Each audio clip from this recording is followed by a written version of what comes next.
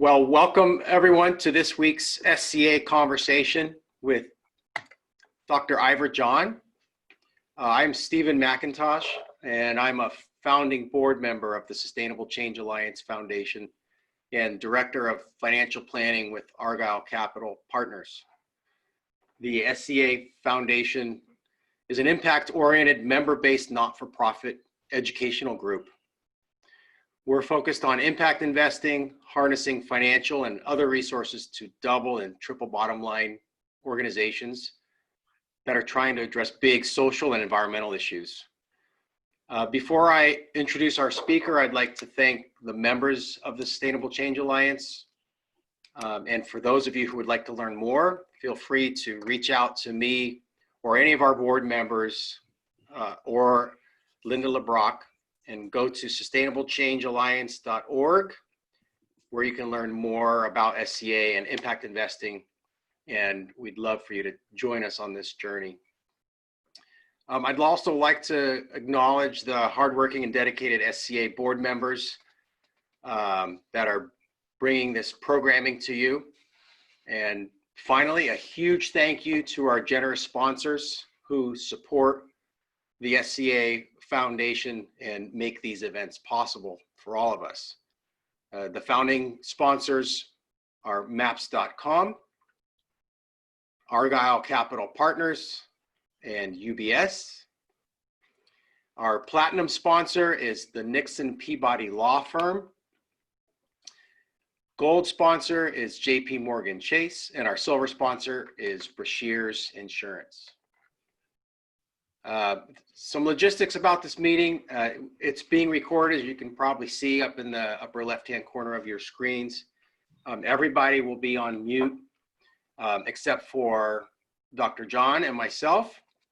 And the way we'll take questions is the way we've always done it, and we'll do that with the chat feature down below. If you look at the base of your screen, you can see the chat function, and you can submit questions through there. So these really are unprecedented challenges facing all of us now, posed by the coronavirus pandemic. And it's exposing areas in need of massive change. And it's critically important and germane to us as the SCA Foundation. It's accelerating opportunities to deploy impact investment funds that are aimed at mitigating climate change, while democratizing clean energy for all of the Earth's inhabitants. Ivor John has a background in meteorology and climate change. He's worked for over 30 years on environmental safety and risk management issues in his professional life. He actually was one of the very first verifiers of GHG emissions in California in the United States. And he has spent decades working with major energy companies and utilities all over the globe. He's recently developed and implemented the hydrogen readiness plan for the Tri-Counties region of Santa Barbara, Ventura, and San Luis Obispo.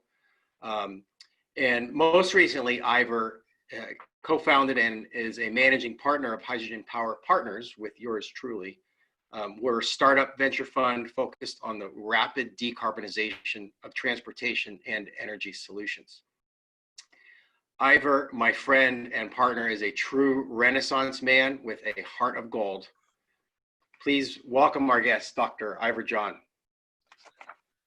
Stephen, that's a glowing introduction, and I appreciate it very much. And before I begin the presentation, I'd just like to thank you, Stephen, for giving me this opportunity, and the Sustainable Change Alliance for hosting me, giving me this opportunity to present, and also the extraordinary good work you do for our community and far beyond with your mission of impact investing. I'm a big fan. I often sit in on the weekly SCA interviews and discussions, and it's just a privilege to be speaking to you today about coronavirus and climate change. So Stephen, we're going to tee up a few slides and we'll break in and out as we go to have conversation. But just to kind of guide me through the first part. If you go to the next slide, Stephen, it'll be the sort of agenda for my presentation, my discussion with you.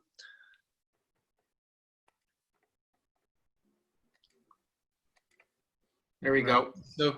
So I'm going to begin with a little personal recap of my career. Basically, it's more than 40 years now I've been involved with climate change. And now after that amount of time, I feel like I've had this front row seat to one of the most extraordinary changes we've ever seen on the planet since life began.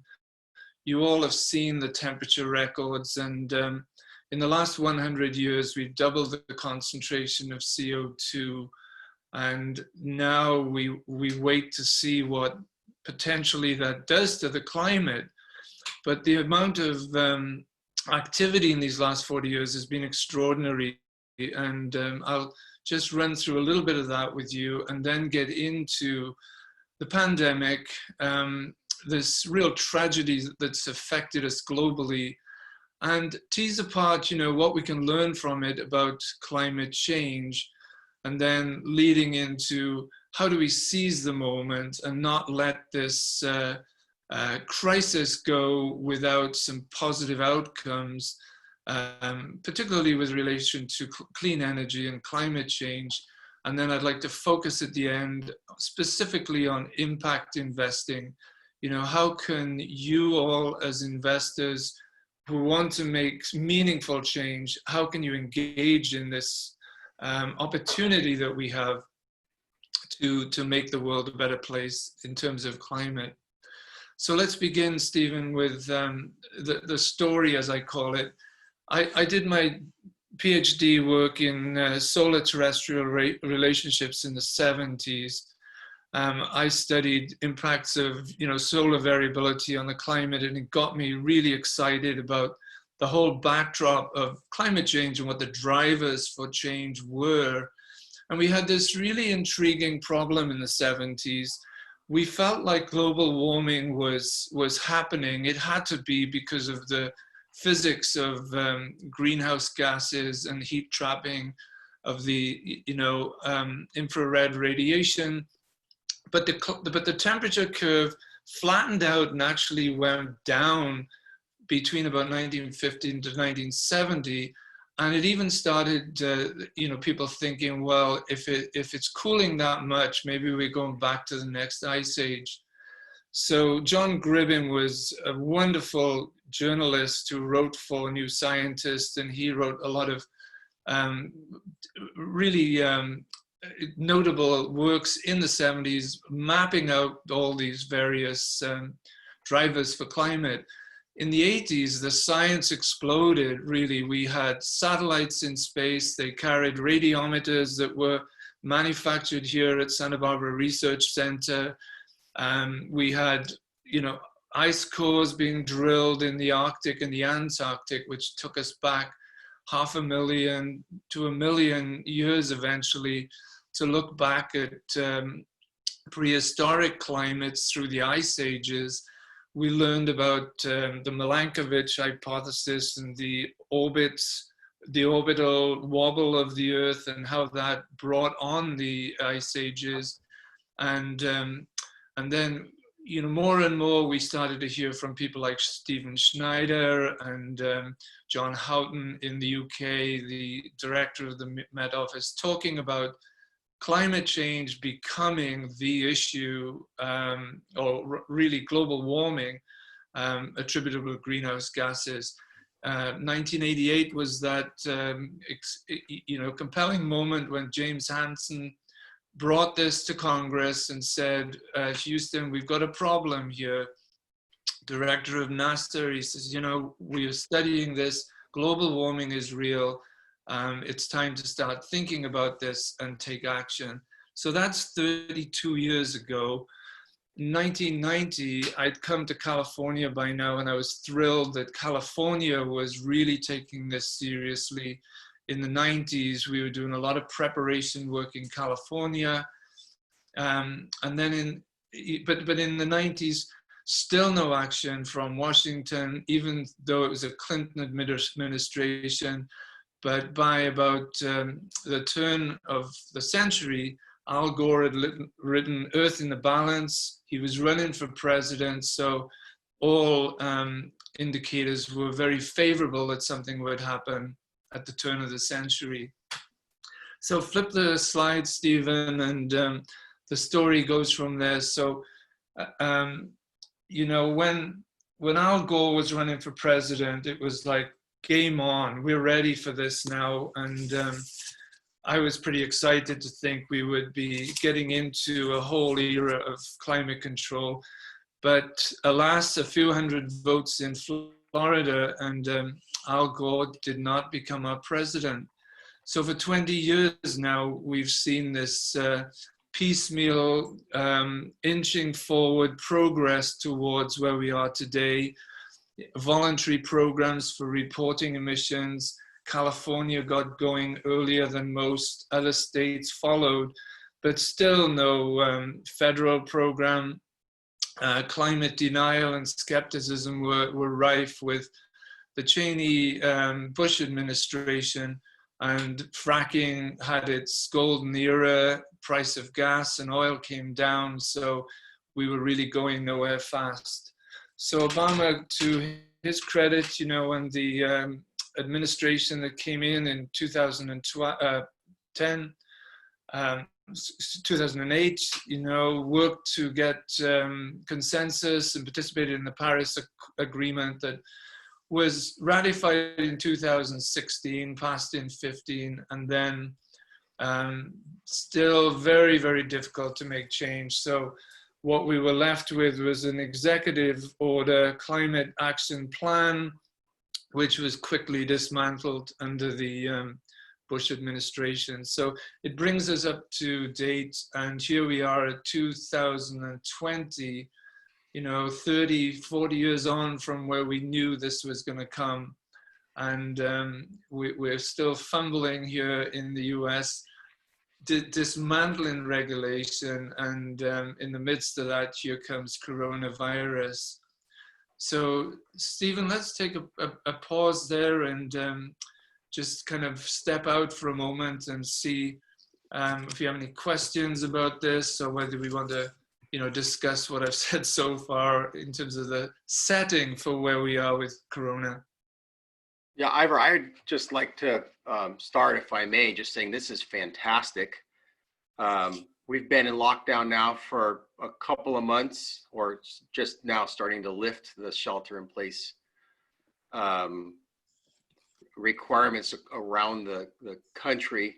And it's clear that the shutdowns result in significant changes to our air quality and noise and greenhouse gas emissions.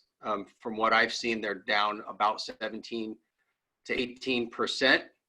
Mm-hmm. Do you think this COVID-19 pause is sustainable? And what do you think we might be able to learn from this and avoid another crisis like this with climate change in particular?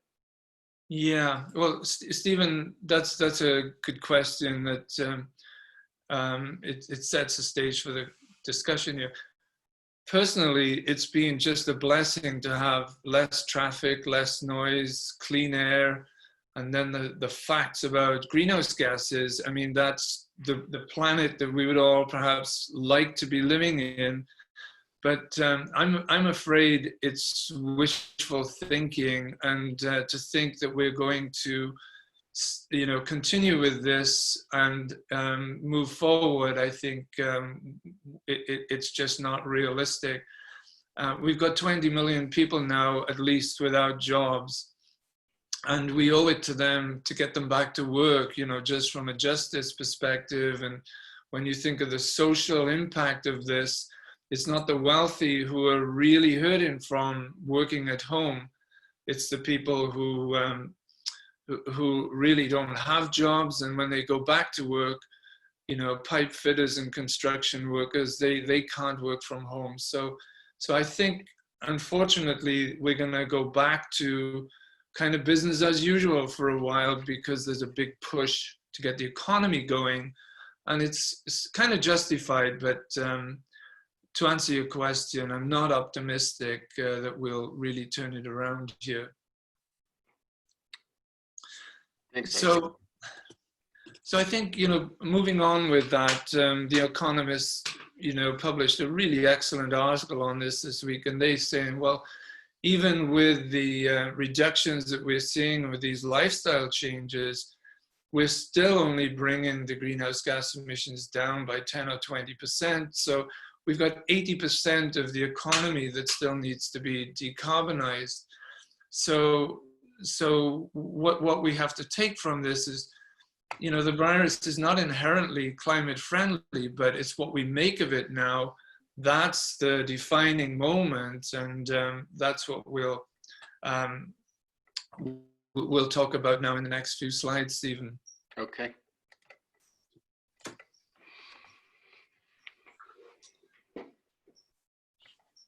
So, this now shows a little bit of, what have we learned from the COVID experience, and what's been the US and the global response.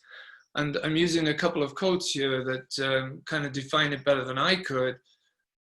Tony Blair, the former Prime Minister of UK, said COVID-19 has exposed inequities and weaknesses in our global systems, and he's referring primarily to the health system here with the criticism of WHO. He also says that we have these weaknesses in our health system, our climate system, the economy, and our food systems, to name a few. And if we're responding effectively to it, we've got to note that those are weaknesses we must address. Our old President Barack Obama has called the response an absolute chaotic disaster, which I think is not unfair. It's been very sporadic and ad hoc as we've gone, and there's been no planning or coordination of merit that goes with it. And then, it's not just the US, it's an absence of a coordinated international response. And my personal take is the transition, the movement away from globalization to national self-interest. It's been happening in the last 4 years, and it hasn't served us well when we need to address these global responses, or global issues that call for a global response. So both of these issues, the coronavirus and climate, they're both global in nature. They both impact the vulnerable and the poor. They both demand, strong government action and coordinated international responses. So we haven't seen that really in this case. We must not let that happen with climate change, and then move on, using a more coordinated and planned approach. So in the next slide, Stephen, there's a lot of words here, but in essence, what we need to do is, when we say seize the moment, what does that mean for climate change?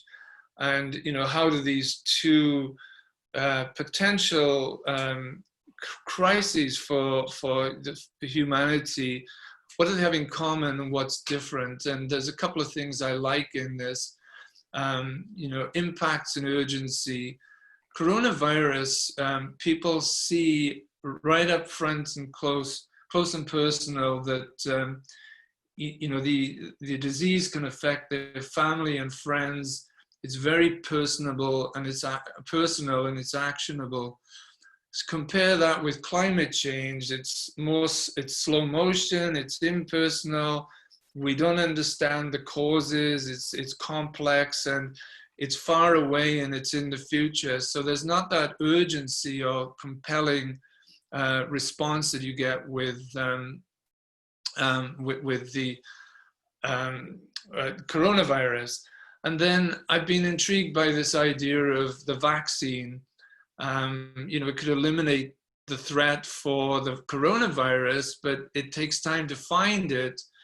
For climate change, what would that vaccine look like? The only way to really eliminate the global warming threat is by deep decarbonization, and hopefully and perhaps along the way we'll have breakthrough technologies which can accelerate that. But there's no getting away from the fact we could have problems with the climate for a long time if we don't deal with this intense amount of emissions we're putting into the atmosphere. So, you know, I like to think about this, you know, major oil companies are really good at risk management. They know how to identify risks, mitigate risks, and then manage the risks as they go, and then have plans in place that if the risks get out of hand and something you know gets away from them, they have a response plan to deal with it. Those fundamentals of risk management are just not present in the global response capability now for coronavirus, and certainly not for climate change at this time. So next slide, Stephen. So, you know, what are we going to do about it? Well, the first thing, which I think is absolutely right, is commit the funds to relief and help the people who are suffering the most to, stay healthy and survive through this while the economy is recovering, or what needs to recover, and jobs are lost. So that comes first, but as yet we're not hearing much about the recovery and what economic stimulus might come from that. So compare that with other countries like the European Union, where we're now hearing that they are shaping the recovery phase and including green COVID bailouts, very specifically designated to different things. And Stephen and I heard this week that the US designated $33 billion specifically for hydrogen.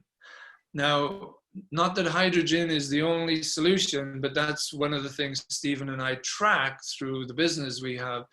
To put that into context, we build hydrogen stations to refuel cars in California right now, and they cost about $2 million a pop. So they're not cheap, and that's one of the real inhibitors for the hydrogen economy taking off in mobility in California. So 33 billion would give us, I think, something like 16,000 stations. So if we committed that in the US, we would have more than enough stations across the whole US to support a self-sustaining hydrogen mobility solution. The vehicle manufacturers are ready to build the cars. Hydrogen supply is building and is not going to be a problem.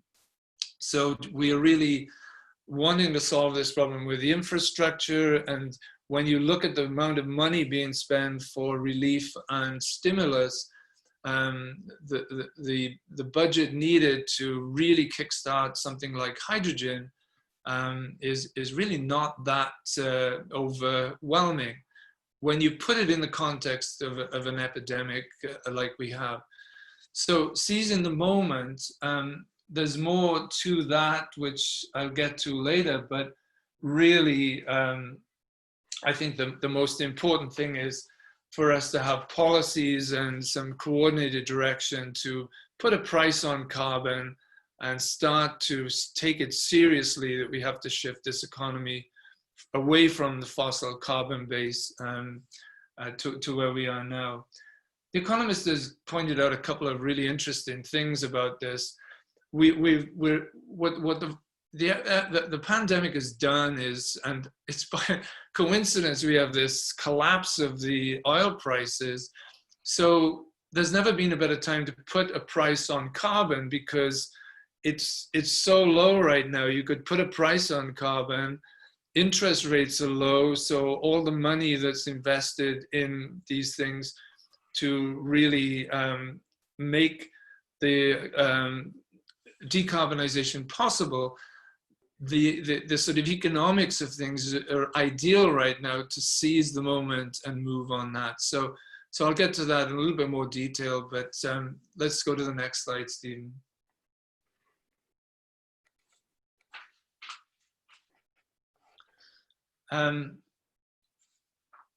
Actually, Stephen, let's pause there for a second and see any questions you'd like to share before I move on to the next step here.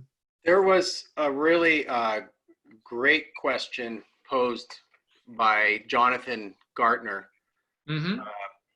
He said, do you have any comments, Ivor, on which countries have gotten it right, both the health response and the economic responses? And then to kind of preface this, Jeff Young said Taiwan has only had 6 deaths, population of 25 million, no shutdowns. They've had massive testing, strong recommendations on masking and social distancing, and consistent communication from the government, the Taiwanese government. South Korea and Singapore also have consistent stories. But what's your take on that, Ivor? Well, the country that stands out for me is New Zealand, where you've got an island economy, and then you've got a leader, the prime minister there. She was just extraordinarily decisive in shutting down the country, the borders. Now, that's a lot easier to do in an island country like New Zealand than it is in a country like the US in the middle of the North American continent. What they're doing in New Zealand to reshape and rebuild the economy, I'm not so sure, but that certainly stands out for me. You look to the Asian countries. South Korea has obviously done an awesome job in limiting and leveling the curve there and managing the impacts. But there, the government has much more authority to take decisive actions and do tracing, and some of those things are not popular in a Western economy, Western society like the US. So I'd single out New Zealand for sure, and then South Korea comes to mind. I have not followed Taiwan, so I really don't have a comment on that. But Taiwan is an island, and it could be that they've been able to shut it down as well, but I haven't followed that. Yeah, okay, fantastic. So far, you've been talking about the big picture, Ivor, and this is really helpful to put it in context. Right. But what other opportunities do you see potentially coming out of this, and what do you think it means for investors, specifically impact investors?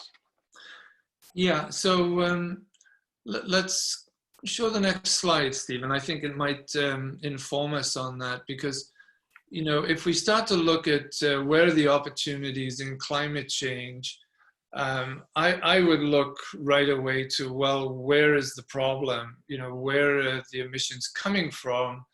And what's the magnitude of this problem? And then how can we tease it apart in a way that says, where do we go after the opportunities to make a difference? So this is the CO2 emissions for the US over these last, 30 years now. Steady increase up until the mid 2010 decade, and then a decline. And the decline is pretty easily explained by the abundance of natural gas and fracked oil that came along in that period. And Obama was quite happy to see natural gas replace coal. And then wind as well came in and started to beat out coal, from an economic standpoint. So it would be nice to think that this trend down was driven by an intentional wish to control climate, but it's not actually the case. It's more about the economics. But at the end of the day, you want the economics to work. And now, as we move into 2020, 2030 decade, wind is really competitive. So is solar. So I think we're going to have a really exciting time coming up. But where are these emissions coming from? by the way, this is an extraordinary amount of CO2 that is still getting released into the atmosphere every year. 5 or 6,000 million tons. That's 5 billion, 6 billion tons of emissions just from the US every single year. We're about a fifth of the inventory of emissions globally. So multiply that by 5, you've got 30 billion tons of CO2 every year. It's a huge problem. So Stephen, on the next 2 slides, I've got a couple of pie charts that break this down. You know, you look at the gases involved. Well, we hear about fluorinated gases, nitrous oxide, and other things, but carbon dioxide and methane are by far the most important gases. Methane has been getting a lot more press lately, but if you want to go after the big emissions, you know, CO2 is a must. Where does that come from? Mostly combustion. So we've got to deal with combustion. And then over on the right, you can see where is this, you know, these emissions coming from? Industry, transportation, electricity, commercial, residential, and agriculture are smaller chunks too. It's a broad sort of mix of things, but if I look at that sector, I would say electricity has got a path forward that is promising and is already underway. Utilities are, Wisconsin yesterday, Alliant Energy has closed down the Sheboygan coal plant and they're installing 1,000 megawatts of solar in Wisconsin. So they know where they're going, and I've worked with Xcel Energy for 10 years. They've reduced emissions by 40% over those 10 years, just because they have the opportunity of coal to gas, gas to wind. So they're on the right trajectory. You look at transportation, and I'd split that down into two different categories. You've got the light duty vehicles, and electric vehicles are coming in. Electrification makes sense. Batteries are getting better. But you move into the heavier duty, longer distance transportation, and there's opportunities there because batteries are going to be, you know, force fitted into that perhaps, but they really aren't going to be the best solution for long distance transportation. And then you know, turn to industry. You've got ports and all the heavy industries that go around, steel making, auto manufacturing, and even the oil and gas sector itself. There's huge opportunities there. Some electrification could work, but we need different solutions. So I've sort of been, well, with Stephen and the work I've been doing for a long time, looking at what are the options other than renewables, wind and solar. So, you know, what we see now is for commercial, residential, and some industry, you've got battery storage, energy storage coming in so that you can build resiliency locally without having to include fossil generation in the utility mix. You've got real opportunities with biofuels and bioenergy, but it's a limited resource, and we don't want to see a change whereby people are planting trees or cutting down trees because it's a biofuel that can be used, you know, to leverage the climate opportunities. It's much better to see the waste digester gas and landfill gas being used effectively, efficiently, and, you know, judiciously, but there's a limit to what we can do with the biofuels. That takes us to, you know, other alternatives like methanol, ethanol, and then hydrogen, which, you know, we're really bullish on hydrogen because it has a place already on the roads in transportation. It's got a terrific opportunity with Class 6, Series 6 heavy duty trucks, long haul, industrial. It's a fuel that can replace coal in steel making. And then, you know, in the agricultural sector, hydrogen tractors, hydrogen equipment are a possibility, and they have the capacity to generate hydrogen on site. So we see a promising opportunity for hydrogen, especially, and there's a phrase out there which is hydrogen at scale. We could see the day where hydrogen is stored in the ground instead of natural gas, and we have an infrastructure to move hydrogen around in a very fungible way. And one of the really nice things about hydrogen you don't get with some of these other fuels is the convenience. You can fill the car in 3 minutes as opposed to charging a battery, which is 30 minutes plus. And then the range is there. So you've got that utility and a sort of convenience that people are used to, and will get there. We have to get hydrogen away from steam methane reforming and get it back to, you know, renewable electrolysis.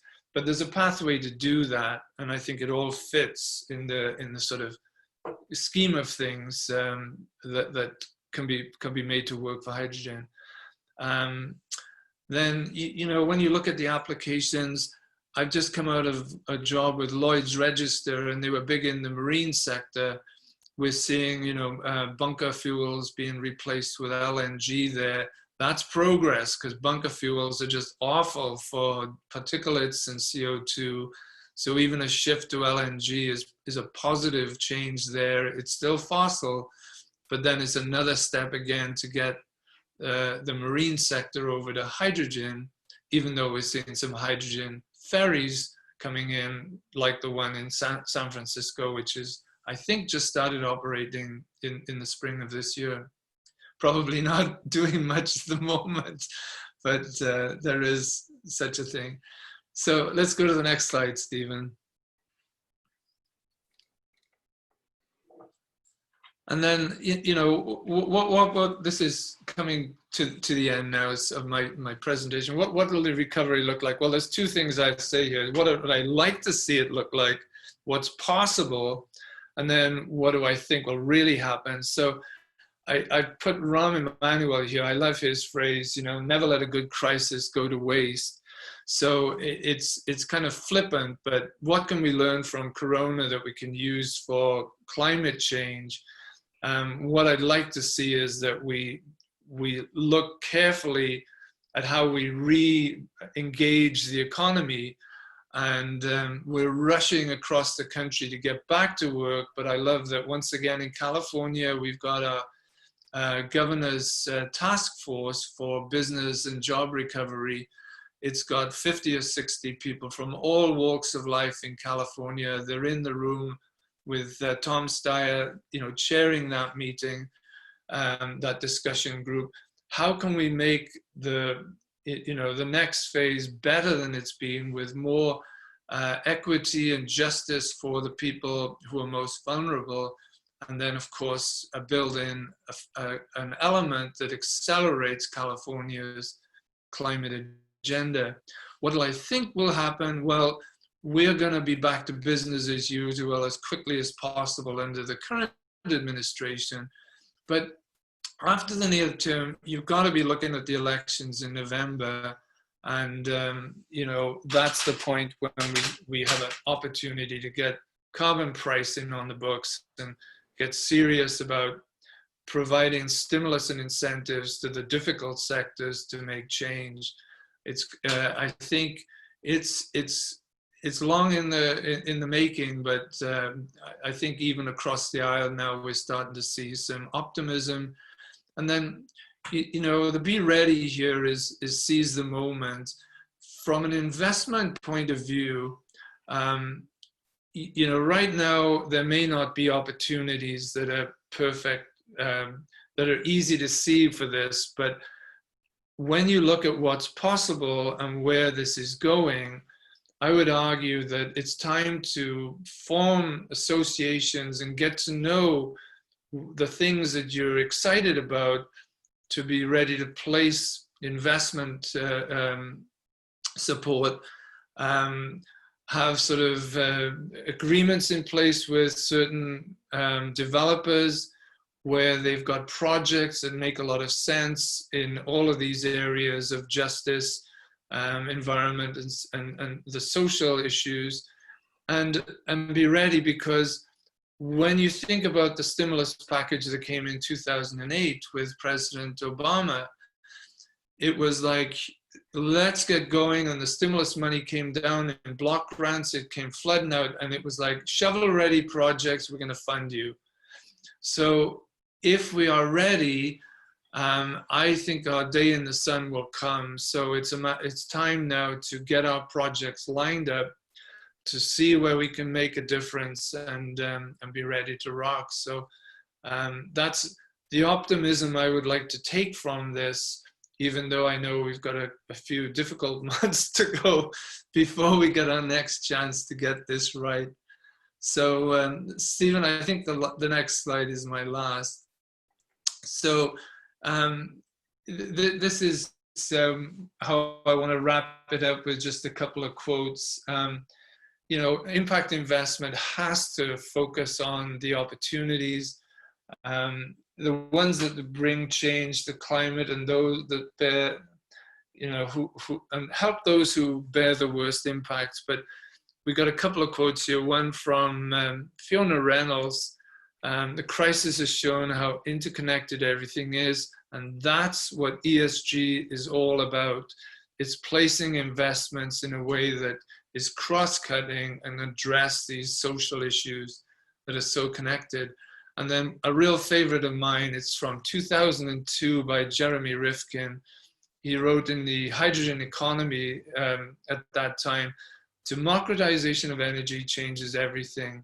And there he was talking about seeing the cost of solar and wind come down to be so cheap that it could be deployed all around the world, and individuals and small organizations could participate in this business of generating and trading energy, and be part of a decentralized, more democratic energy base that serves us well, and would also serve the climate crisis well too. So Stephen, let's pause there, and okay, here's my final slide, which I really like.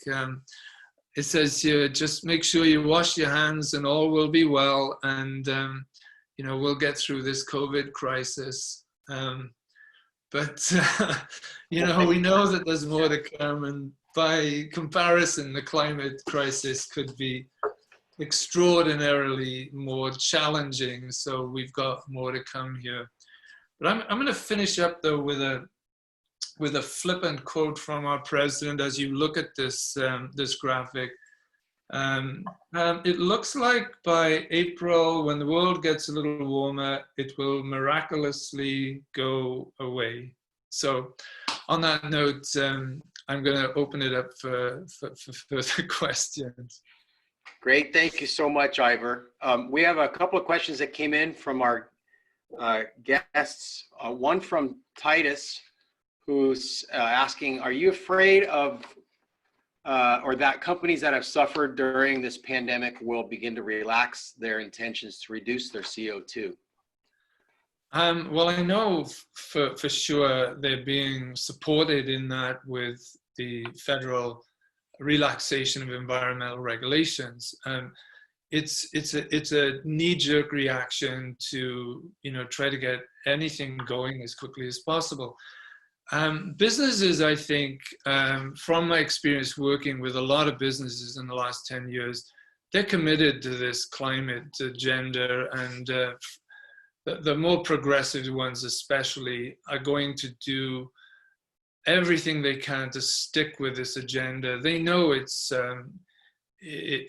real, and it's coming someday, and I've been encouraged by the commitment of businesses to this. So I think, I certainly like to think that they'll sustain their efforts through this and continue their efforts to reduce you know, their impacts.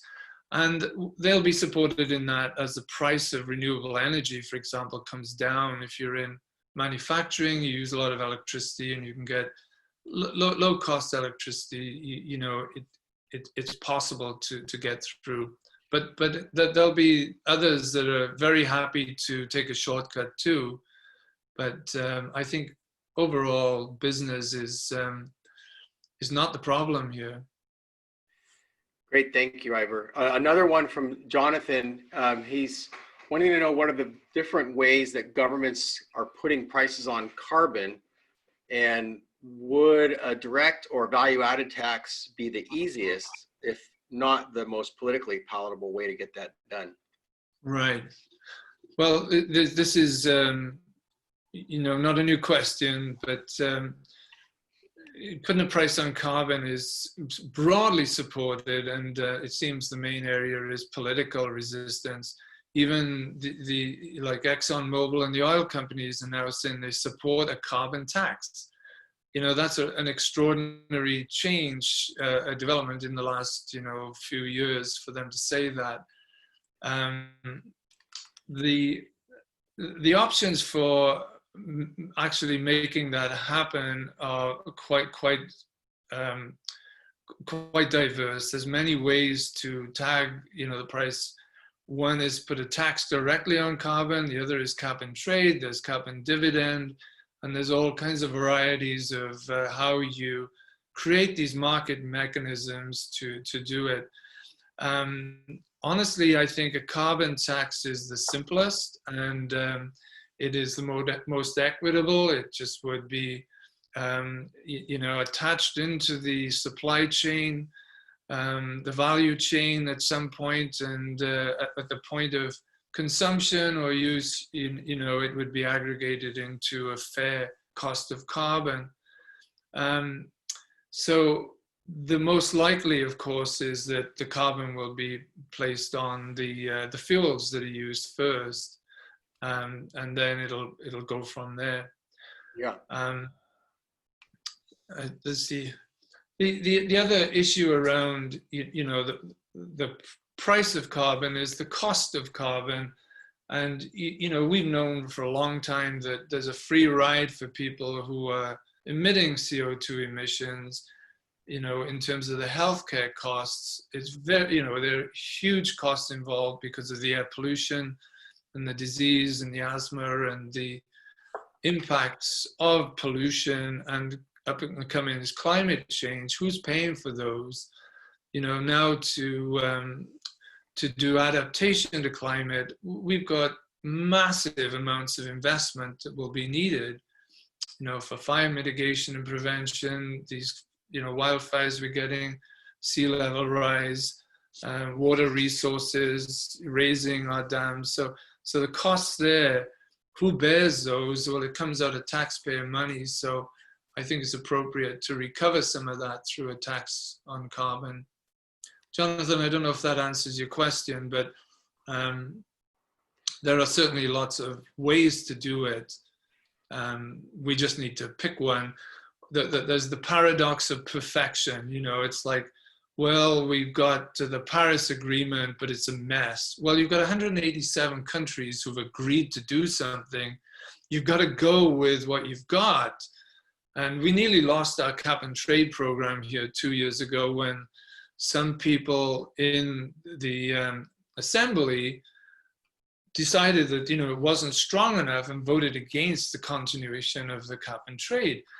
Well, that would have been a disaster in my view, because it's ideologically correct, but you start all over and you'll never have perfection. You've got to build off of what you've got. So fortunately, we're still going, but it's a very delicate issue that can be derailed far too easily, but it takes forever to get it in place. Thank you, Ivor. We have another question from John Glanville. He's asking, what's the comparison of methane versus hydrogen in BTUs per volume? I actually don't know the answer to that, John. I know that, the heat content of natural gas is like 1,000 BTUs per standard cubic foot. But you know, when we work with hydrogen at the moment, I'm mostly concerned with how much energy do you get out of a kilogram of hydrogen, and how far does that take you? So in like units, I don't have a good answer, John, but I'll certainly find that answer for you. And it raises for me a lot of questions around efficiency and utility of a fuel. Hydrogen's criticized a lot for being low efficiency in the round trip cycle, from the point of taking your renewable electricity, for example, electrolyzing water, storing the hydrogen, and then putting it back through a fuel cell or a turbine to create real energy. You lose a lot of energy in that round trip, but the utility and the convenience have to be factored in there, as well as, you know, it's not just apples for apples, but you know, really considering the full benefits of what a fuel can offer, not just the ideological efficiency comparison. Fantastic. Yeah, like driving into a gas station that's equipped with hydrogen fueling, you're back on the road in 3 or 4 minutes versus a 8 or 12 hour charge on your electric car, right, Ivor? Right. And you know, let's not put electric cars down and fleets. Well, you know, if you've got the Postal Service, we did a 500 vehicle battery fleet project for them in 2002. And they were using lead acid batteries, and the drivers initially hated this, you know, because they were used to their little, you know, IC engine, what do they call them? The carrier vehicles. And then after a while, they got to really like these electric vehicles. And every night they just take it back to the station, plug it in, it's ready to go the next morning. It's a perfect duty cycle for a battery, you know, doing 30, 40 miles a day of mail delivery. That project failed because the batteries had a quality manufacturing problem, and it set the Postal Service back. You know, they haven't got battery electric vehicles now, and that was 15 years ago. Thank you very much, Ford, for doing that. But they took them all back, and then they give them 500, you know, I think they were sort of Ford, what are they called? Like Escapes, something like that. In replacement, they didn't say a word. It was very sad. Yeah, well, in the interest of time, just one more question. This one was from Linda Ivor, and we have just a couple of minutes, but I wanted to convey this question from Linda. How do we flatten the climate change curve without hammering or hurting the economy like COVID-19 has? Good question. Well, in 2 minutes. Yeah. Well, to flatten the curve, what do we mean by that? I think I would say flattening the climate curve is getting after the emission reductions you can get right away, because you know you've got ways to do it, and it's not a time-consuming challenge to do it, and you can electrify things, introduce renewables, 2 to 3 years, and then take those emissions out of the air now rather than waiting for the perfect solution in 5 years. So those things are going to cost money. But you know what I think is different about climate from COVID, Stephen and Linda, on that issue is, you know, once you've helped people with response and recovery in COVID, you never get your money back. You just have a very thankful person who's survived, perhaps.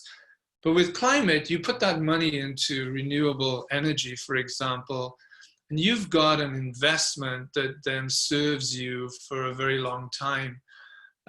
You know, the beauty of renewable energy is once you've made the capital investment, you get very low cost, you know, electricity for a long time.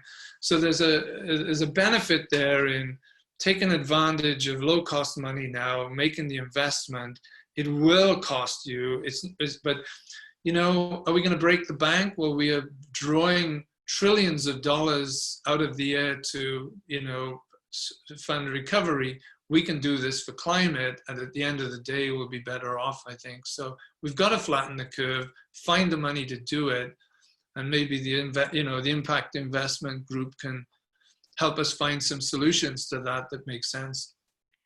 Fantastic, Ivor. Well, it's the top of the hour, and I just wanted to put out there or reiterate what the SCA Foundation's new tagline is, or our charge is really rebuilding resilience. This talk has been right up our alley, and you're providing opportunities for us to think about how we can act as individuals going forward. Is it okay if guests reach out to you, Ivor, if they have questions? Absolutely, Stephen. You know, reach out to me directly or come through you and the Alliance. But I would love to continue the conversation and answer questions. I've just put up on the screen your email and phone number. Right. Yeah. So and thank you everyone for listening in. It's been a real pleasure and a privilege to be, you know, a guest with SCA today. So I appreciate it very much. Thank you, Ivor. Right. All right. Well, thanks to all of you for attending. It was a fantastic hour to spend with Ivor John. What a tremendous resource for all of us. Next week, please join us for our SCA conversation with the CEO of Cottage Hospital, Ron Wirth, and Dr. Richard Beswick, who's the VP of Investments and Research for the hospital. Should be another fantastic hour-long conversation with them. Again, thank you all for being here. Thank you all.